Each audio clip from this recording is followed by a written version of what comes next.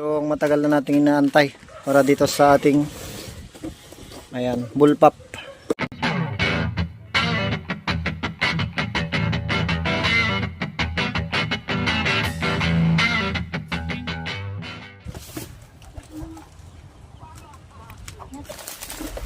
May magagamit na tayo sa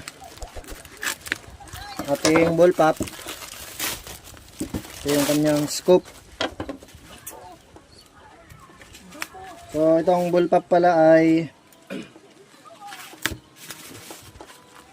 hindi sa atin. Eagle, laki ng box ah. Zero stop. Ito. ZS. Okay, ZS 62450. Floating dot. Maganda to. Sigurado.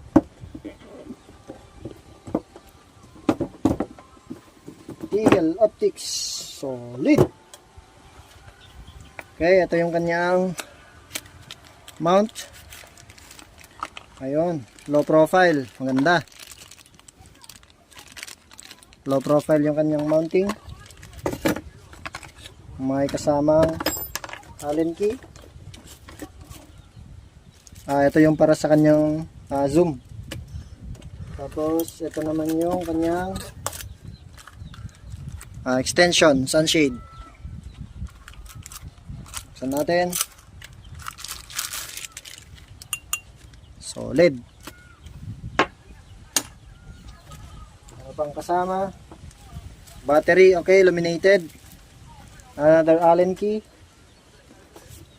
Manual. Hindi pala. Okay, authentication. Manual. Yun. So, yun lang. Wala na. Ito na yung mismong scope. Mahaba. Mabigat. Ito na yung kasi kadaktoy. Tamtaman lang. Hindi siya ganun masyadong malaki. So, katamtaman lang.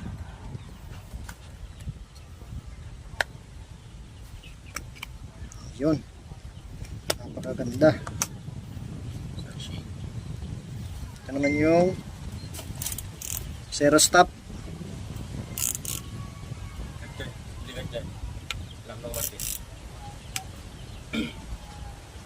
Ito yung kanyang side focus. Side focus. Okay, illuminated siya. Dito, ayan. Illuminated kanyang reticle. Zero stop. Ayan.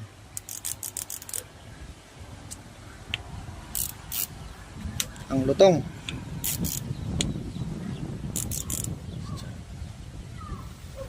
Tignan natin ang crosshair. So, pwede rin siya sa malapitan dahil hanggang 10 yards ang kanyang focus. Sa kanyang parallax, 10.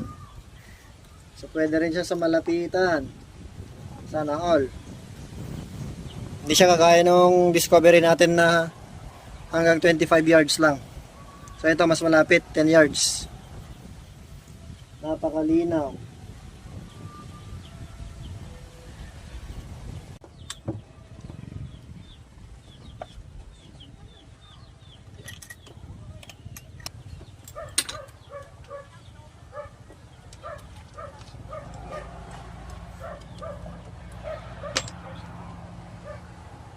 Okay, so naikabit na natin.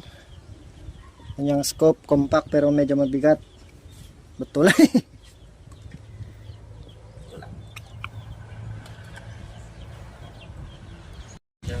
Ayan, test fire tayo.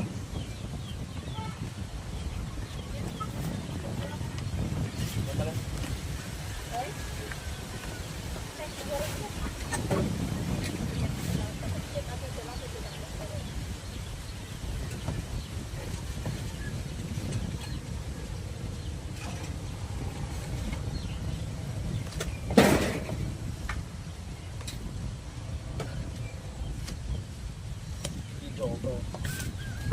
Joker. Kurang mo eh.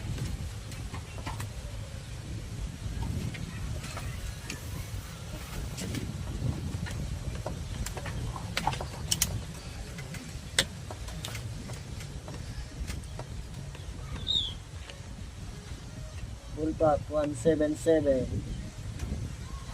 Meeting na ba lang?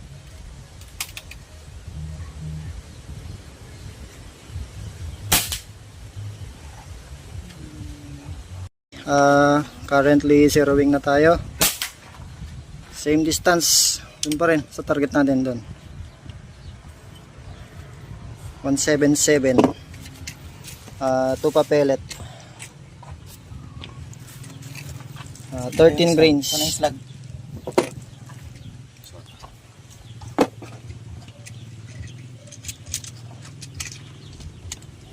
Kalat yung kanyang patama. Shotgun. Hindi. Initial groupings tayo. Ito. Ito yung aim point natin. Initial groupings pa lang yan. So out of the box. Dahil di pa naman natin nagagamit. Ngayon pa lang. So another. Ito ulit. Ito yung ating aim point. Tapos ito ulit yung isa. Ito yung pinakauna. Ito yung aim point natin. Tapos dito yung tama. So tig dalawa na pellet yung pumasok dito. Tapos ito na yung ito yung pinakalas na groupings natin. So pasok sa kuko. Out of the box. Bala ng shotgun.